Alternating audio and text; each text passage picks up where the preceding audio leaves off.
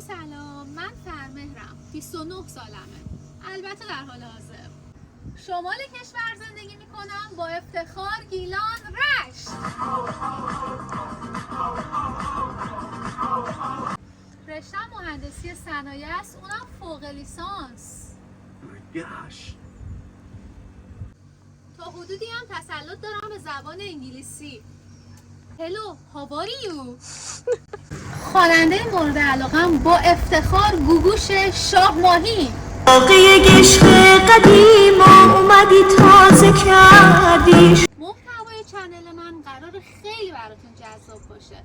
با هم طبیعتای بکر میبینیم، کبابای خوشمزه میخوریم، اگرم که ویگن باشین کباب قارچ. کلی پیکنیک و سفر میریم و با بهترین جاهای شمال آشنا میشیم. حال داشته باشیم کوه هم میریم. در ضمن من عاشق حیوانام. خاطرات هلی و حالا بعداً براتون میگم، ولی الان 2 تا توتی برزیلی عشق دارم که قرار کلی باشون تو طبیعت ویدیوهای باحال بگیریم که مطمئنم عاشقشون میشین. شما کی اومدین؟ هیلو؟ این هیلومونه. یه جا ببینم، اینم میلومونه. خوشگله من. لطفاً چنلمو سابسکرایب کنید، زنگوله بالا رو هم فعال کنید و دیگه فقط عشق کنید.